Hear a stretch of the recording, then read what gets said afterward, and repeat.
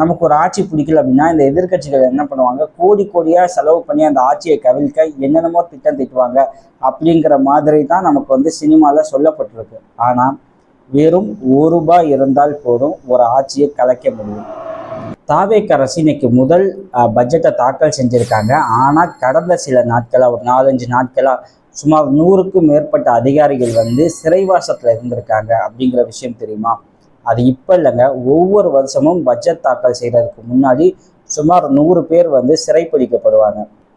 சிறை அப்படின்னதும் ஒரு கம்பிக்கு பின்னாடி இருக்கும் கொடூரமான சிறை அப்படின்னு நினைக்க வேண்டாம். அது வந்து ஒரு தங்க கூண்டு. உங்களுக்கு வேண்டிய சாப்பாடு, உங்களுக்கு வேண்டிய வசதிகள், உங்களை ராஜா மாதிரி பார்த்துக்குவாங்க. ஆனால் செல்ஃபோன் கிடையாது, இன்டர்நெட் கிடையாது, வெளி உலகத்தோட தொடர்பில் இருக்க முடியாது, உங்கள் ஃபேமிலியோட பேச முடியாது, இது எதுவுமே செய்ய முடியாது.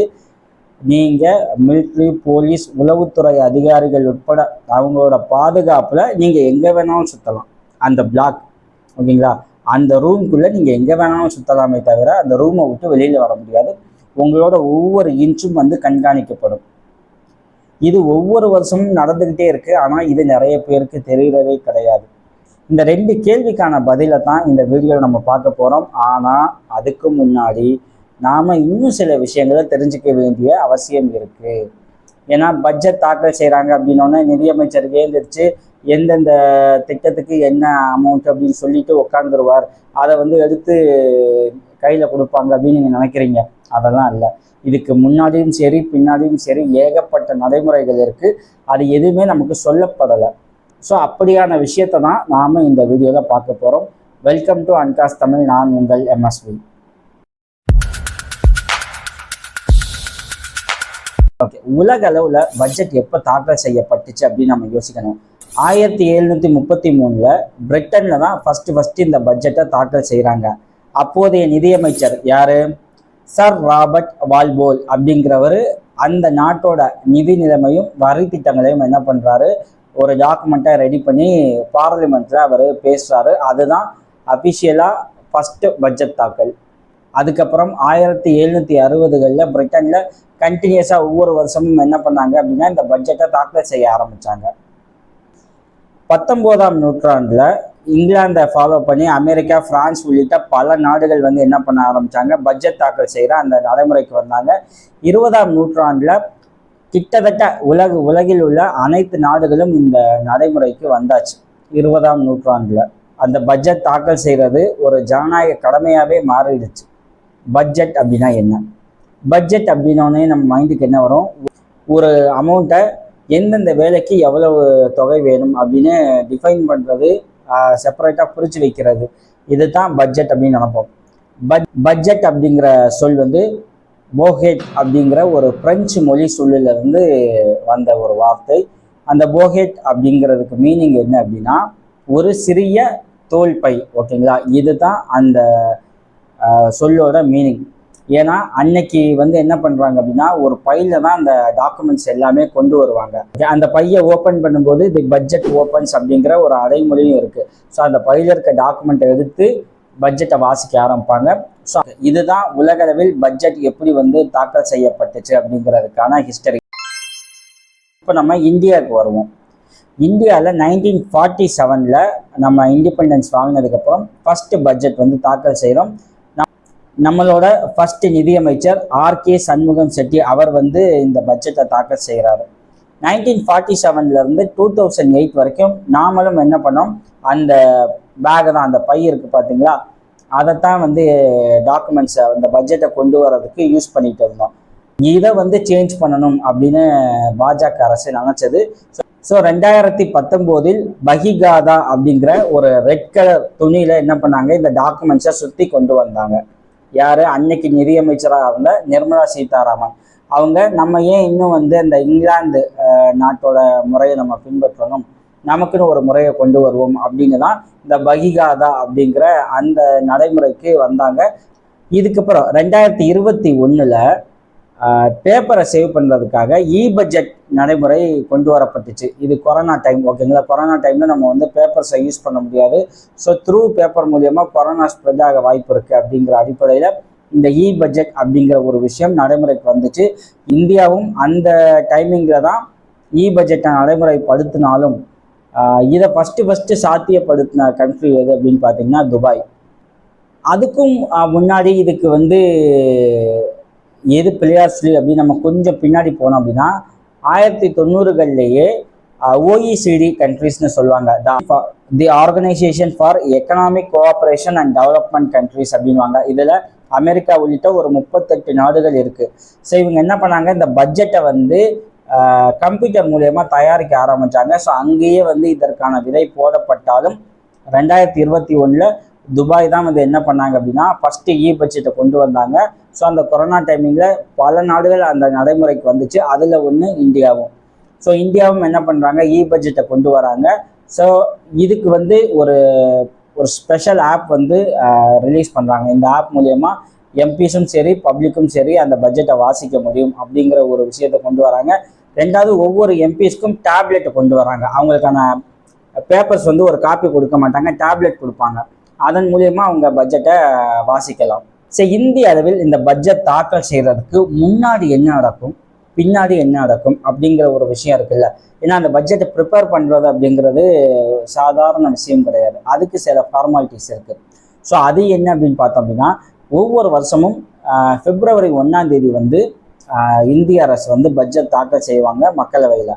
ஸோ இப்போ February தாக்கல் செய்வாங்க அப்படின்னா அதற்கான வேலைகள் ஒரு 3-4 மாதம், அதாவது செப்டம்பர் அக்டோபர்லேயே ஸ்டார்ட் ஆகிடும். ஓகேங்களா, அதுக்கு முந்தின வருஷம் செப்டம்பர் அக்டோபர்லேயே அந்த ஒர்க்கு ஸ்டார்ட் ஆகிடும். அது வந்து ஒரு 2 to 3 months போனதுக்கப்புறம் Februaryல அந்த பட்ஜெட்டை தாக்கல் செய்வாங்க. ஸோ தாக்கல் செய்கிறதுக்கு முன்னாடி என்ன நடக்கும் அப்படின்னா, சேம் அந்த செப்டம்பர் அக்டோபர் மந்த்ல என்ன பண்ணுவாங்க, நிதித்துறை இருக்குது பார்த்தீங்கன்னா, நிதியமைச்சகம், அது ஒவ்வொரு அமைச்சகத்துக்கும் ஒரு சர்க்குலர் அனுப்பும். இந்த மாதிரி பட்ஜெட் தாக்கல் செய்யணும், உங்கள் டிபார்ட்மெண்ட்டில் என்ன தேவைகள் இருக்குது, நீங்கள் என்ன எக்ஸ்பெக்ட் பண்ணுறீங்க அப்படிங்கிற டேட்டாவை கொடுங்க அப்படின்னு சொல்லி ஒரு சர்க்குலர் அனுப்பும். அந்த சர்க்குலரை வாங்கின கன்சர்ன் டிபார்ட்மெண்ட் என்ன பண்ணுவாங்க, அவங்களோட அதிகாரிகளோட சேர்ந்து என் டிபார்ட்மெண்ட்டுக்கு இதெல்லாம் தேவை இருக்குது, எனக்கு இவ்வளோ அமௌண்ட் தேவை அப்படின்னு சொல்லி அவங்க ரஃபாக ஒரு எஸ்டிமேஷன் கொடுப்பாங்க. அந்த எஸ்டிமேஷனை வாங்கி இந்த நிதியமைச்சகம் என்ன பண்ணும் அப்படின்னா, அந்த அஃபீஷியல்ஸ் அந்த மினிஸ்டர்ஸ் எல்லாமே சேர்ந்து அதை கால்குலேட் பண்ணி ஒவ்வொரு ஃபீல்டுக்கும் ஒவ்வொரு துறைக்கும் இவ்வளோ அமௌண்ட் கொடுக்கலாம், இந்த ஸ்கீமுக்கு இவ்வளோ அமௌண்ட் ஒதுக்கலாம் அப்படின்னு சொல்லி அவங்க வந்து ஒரு வரைவு ரெடி பண்ணுவாங்க. ஓகேங்களா, ஏன்னா எவ்வளோ பட்ஜெட் இருக்குது இந்தியா கிட்ட அப்படிங்கிற லிஸ்ட் அவங்கள்ட்ட இருக்கும்.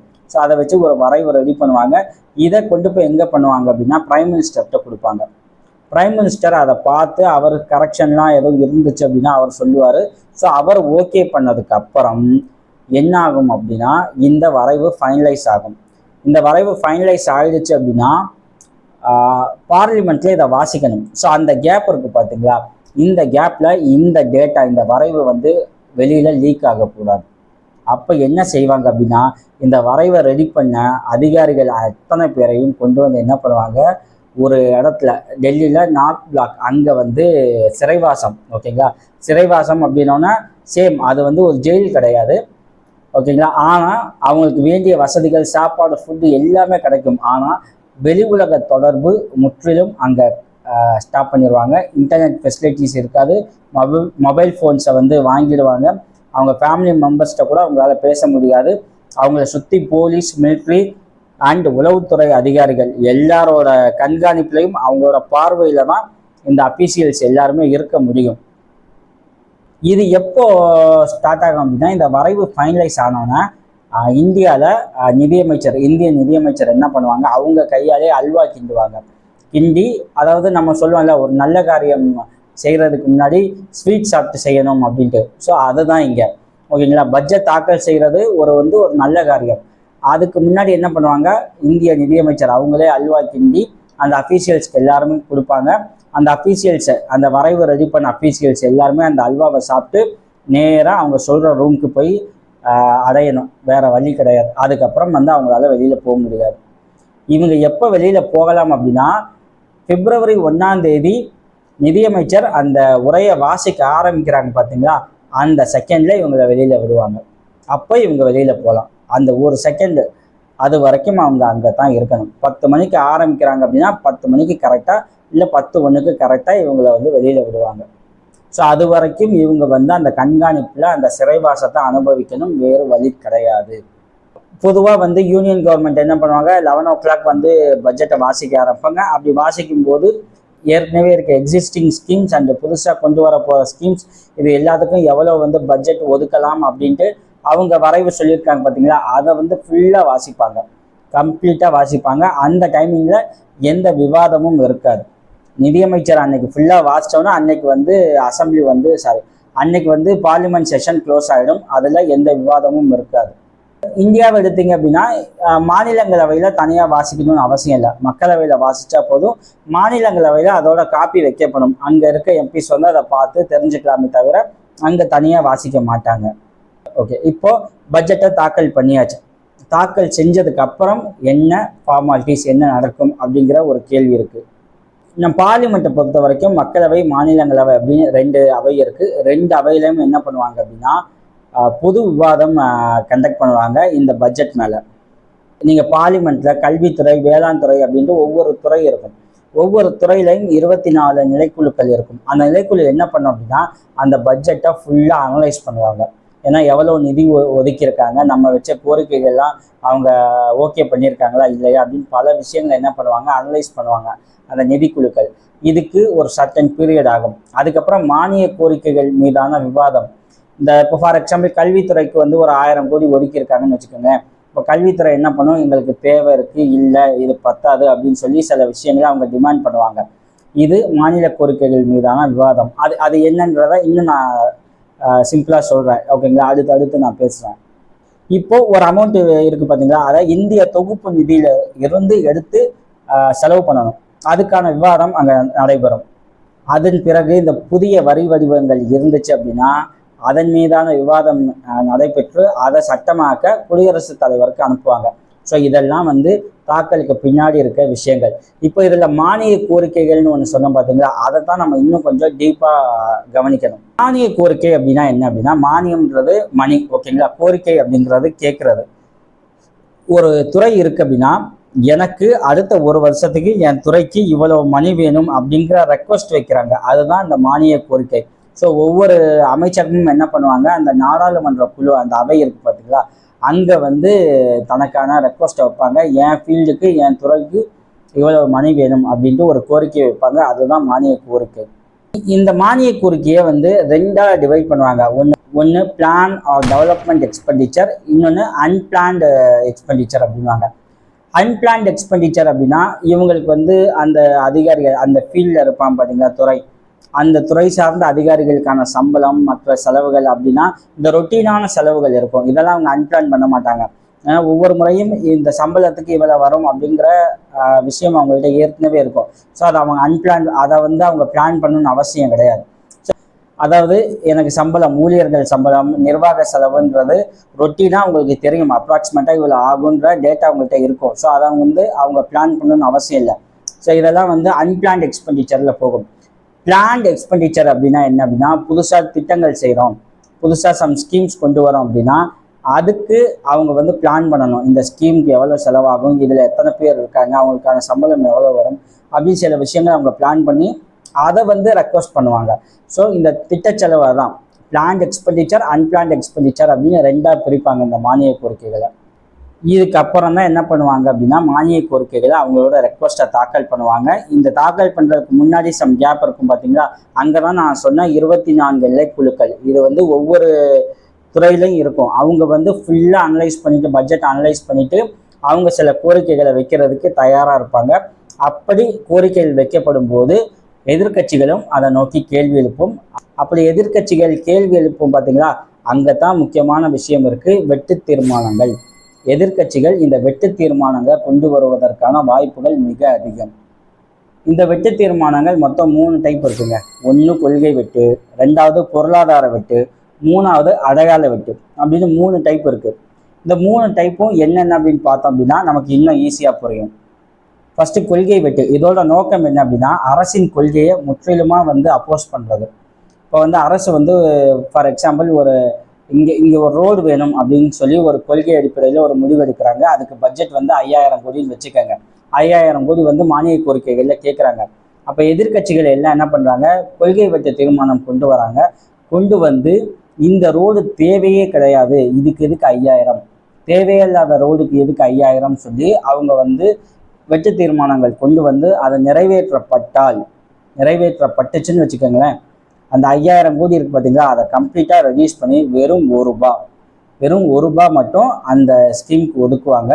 இது வந்து ஒரு அடையாளத்துக்காக. அப்படி வந்து நடந்துச்சு அப்படின்னா அந்த ஸ்கீம் வந்து கம்ப்ளீட்டாக ஸ்பாயில் ஆகிடும், அதை இம்ப்ளிமெண்ட் பண்ண முடியாது. இது கொள்கை வெட்டு. ஓகே. ரெண்டாவது பொருளாதார வெட்டு. அரசு ஒரு கொள்கையை வைக்குது, அந்த கொள்கையை எதிர்க்கட்சிகள் ஏற்றுக்கிறாங்க. ஆனால் அந்த கொள்கைக்கு அரசு 5000 கோடி ஆகும்னு சொன்னிச்சு அப்படின்னா இவங்க 5000 கோடிலாம் தேவையில்லை, இந்த விஷயத்த செய்ய இன்னும் கம்மியாகவே நம்ம முடிக்கலாம், 3000 கோடியிலேயே முடிக்கலாம் அப்படின்னு ஒரு விஷயத்த பொருளாதார வெட்டுன்னு கொண்டு வருவாங்க.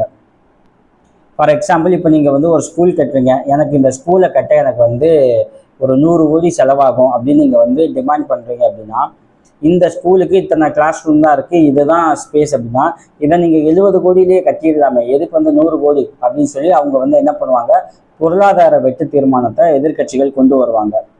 இதில் இருக்க விதிமுறை என்ன அப்படின்னா, நீங்கள் வந்து அசம்ஷனாலாம் அங்கே பேச முடியாது, எவ்வளவுல கட்ட முடியும், எவ்வளவு ரெடியூஸ் பண்ணணும் அப்படிங்கிறத எதிர்க்கட்சிகள் தெளிவாக வைக்கணும். ஓகேங்களா, அந்த அவையில் பேசணும். இது வந்து பொருளாதார வெட்டு. ஓகே. லாஸ்ட்டாக அடையாள வெட்டு. இது என்ன அப்படின்னு வச்சுக்கோங்களேன், அரசோட கொள்கையை முற்றிலுமாக கேள்வி கேட்கறது மட்டும் கிடையாது. ஃபார் எக்ஸாம்பிள், இப்போ ரயில்வே பட்ஜெட் பேசிக்கிட்டு இருக்காங்கன்னு வச்சுக்கோங்களேன், இந்த ஊரில் இந்த கிராமத்தில் இன்னும் வந்து நீங்கள் வந்து ரயில் வசதியை செஞ்சு கொடுக்கல அப்படிங்கிற விஷயத்தை எதிர்க்கட்சிகள் கொண்டு வந்து நிப்பாட்டி அரசின் கவனத்தை ஈர்ப்பாங்க. அதன் அடையாளமாக என்ன பண்ணுவாங்க, அந்த பட்ஜெட்டில் வெறும் ₹100 ரிலீஸ் பண்ணுவாங்க. ஓகேங்களா, இப்போ 200 கோடி வந்து ஒரு ஸ்கீமுக்கு பேசுவாங்க அப்படின்னா ரயில்வேல, அதில் வெறும் ₹100 ரிலீஸ் பண்ணுவாங்க. அதன் மூலியமா ஒரு விஷயத்தை அடையாளப்படுத்துவாங்க. இதைத்தான் அடையாள வெட்டு தீர்மானம் அப்படின்றாங்க. இந்த 3 தீர்மானங்களும் ப்ராக்டிக்கலி எல்லா நேரத்துலையும் கொண்டு வர முடியாது. ஏன்னா அது எதிர்க்கட்சிகள் வந்து அவ்வளோ ஸ்ட்ராங்காக இருக்கணும். பொதுவாக ஆளுங்கட்சிகள் ஸ்ட்ராங்காக இருக்கும்போது அது வந்து செயல்பாட்டுக்கு வராது. ஓகேங்களா, ஃபார் எக்ஸாம்பிள், இப்போ ஒரு மைனாரிட்டி கவர்மெண்ட் இருக்குது, அவங்க ஒரு 3 கட்சியோட ஆதரவோட ஆட்சி அமைக்கிறாங்க அப்படின்னு வச்சுக்கோங்க. இந்த வெட்டு தீர்மானங்கள் வந்து எதிர்க்கட்சிகள் செய்யும்போது இந்த கூட்டணி கட்சிகளும் அதோடு சேர்ந்து இந்த வெட்டு தீர்மானம் கொண்டு வந்தால் அப்போ இது சாத்தியம். ஆனால் ப்ராக்டிக்கலி அது பாசிபிள் கிடையாது. ஆனால் இதில் வெட்டு தீர்மானம் குறிப்பாக அந்த கொள்கை வெட்டு சொன்ன பார்த்தீங்களா, அந்த ₹1 ரிலீஸ் ஆகும்ட்டு, அப்படிலாம் வெட்டு தீர்மானங்கள் சக்ஸஸ் ஆச்சு அப்படின்னா இந்த ஆட்சி நம்பிக்கை இல்லாத ஆட்சி, இந்த ஆட்சிக்கு மெஜாரிட்டி இல்லை அப்படிங்கிற பேசிஸில் இந்த ஆட்சி கவிழ்க்கப்படும். இதுதான் அந்த ₹1 இருந்தாலே இந்த ஆட்சியை கவிழ்க்கலாம் அப்படின்னு நான் சொன்னதோட மீனிங். ஸோ இது வந்து கொள்கை வெட்டு. இப்போ தமிழ்நாட்டு அளவில் பட்ஜெட் அப்படின்னு பார்த்தீங்க அப்படின்னா, இப்போ February 1 மத்திய அரசு பட்ஜெட் தாக்கல் செஞ்சிச்சு அப்படின்னா February end இல்லை மார்ச் ஸ்டார்டிங்கில் தமிழ்நாடு அரசு என்ன பண்ணுவாங்க அப்படின்னா பட்ஜெட் தாக்கல் செய்வாங்க. அப்போ மத்திய அரசு பட்ஜெட் தாக்கலில் தமிழ்நாட்டுக்கு எவ்வளவு நிதி ஒதுக்கீடு செஞ்சுருக்காங்கன்றதை வச்சு அதை எடுத்துக்குவாங்க. நம்மக்கிட்ட ஏற்கனவே ஏதாச்சும் அமௌண்ட் இருக்கான்னு பார்ப்பாங்க. இது ரெண்டையும் வச்சு என்ன பண்ணுவாங்க, இங்கே இருக்க அதிகாரிகள் சேம் ப்ராசஸை ஒரு வரைவு ரெடி பண்ணுவாங்க. அதுக்கு முன்னாடி ஒவ்வொரு டிபார்ட்மெண்ட்டுக்கும் சர்க்குலர் அனுப்புவாங்க. அவங்கள்ட்ட ஒப்பீனியன் வாங்கினதுக்கப்புறம் இங்கே ஒரு வரைவு ரெடி பண்ணுவாங்க. இது ஆளுநரோட ஒப்புதல் வாங்கணும். அப்போ அசம்பிளியில் ஒப்புதல் வாங்கி அதை பேசுவாங்க. பேசுறதுக்கு முன்னாடி இந்த பட்ஜெட் ரெடி பண்ணாங்க பார்த்தீங்கன்னா, அந்த அஃபீஷியல்ஸ் அவங்களும் என்ன பண்ணுவாங்க, தலைமைச் செயலகத்தில் ஒரு ரூமில் கஸ்டடி மாதிரி எடுத்துக்குவாங்க. அந்த வேர்டிங் வந்து கஸ்டடின்னு நான் சொல்கிறேன், பட் அது வந்து போலீஸ் கஸ்டடி மாதிரிலாம் கிடையாது. ஓகேங்களா, அவங்கள ஜென்யூனாக தான் ட்ரீட் பண்ணுவாங்க. பட் என்ன, வெளி உலக தொடர்பு அவங்கள்ட்ட இருக்காது. ஓகேங்களா, பப்ளிக்கோட கான்டாக்ட் இருக்காது, ஃபேமிலி கான்டாக்ட்ஸ் இருக்காது. அப்படி உள்ளே போனதுக்கப்புறம் எப்போ வந்து நிதியமைச்சர் பட்ஜெட்டை தாக்கல் ஸ்டார்ட் பண்ண ஆரம்பிக்கிறாரோ அப்போ இவங்க எல்லாத்தையுமே ரிலீஸ் பண்ணுவாங்க. இதுக்கு மெயின் ரீசன் இந்த பட்ஜெட் வெளியில் லீக் ஆகக்கூடாது, அதுதான். ஓகேங்களா, இது இந்திய இறையாண்மைக்கு, தமிழ்நாட்டின் இறையாண்மைக்கான ஒரு விஷயம். அதனால் இதை லீக் ஆகக்கூடாது அப்படிங்கிறதுக்காக இதை செய்வாங்க. இப்போ நீங்கள் மத்திய அரசில் பார்த்தீங்கன்னா இந்த அதிகாரிகள் வந்து 7 to 10 நாட்கள் வந்து தனிமைப்படுத்தி இருக்காங்க அப்படின்னா, மாநில அரசுன்னு வந்துட்டிங்கன்னா ஒரு 5-6 நாட்கள் வந்து ஐசோலேட் பண்ணியிருப்பாங்க. இது எல்லாமே ரொட்டீன் ப்ராசஸ் தான். இப்போ நான் இந்தியா லெவலில் என்னென்ன பேசணும் அது எல்லாமே இங்கே தமிழ்நாட்டுக்கு வரும். ஸோ இது வரைக்கும் பட்ஜெட் அப்படின்னா நிதியமைச்சர் வந்து எந்த ஒர்க்குக்கு எந்த ஸ்கீமுக்கு எவ்வளோ அமௌண்ட்டு அப்படின்னு வாசிப்பார், அதை எல்லாரும் கேட்பாங்க அப்படின்னு மட்டுமே நிறைய பேர் நினச்சிருப்பீங்க. ஆனால் பட்ஜெட் தாக்கலுக்கு முன்னாடி என்ன விஷயம் இருக்குது, தாக்கல் செஞ்சதுக்கப்புறம் என்ன நடக்கும் அப்படிங்கிற பல விஷயங்களை பேசியிருக்கோம். மீண்டும் வேறொரு டாபிக்கில் சந்திப்போம். தேங்க்யூ.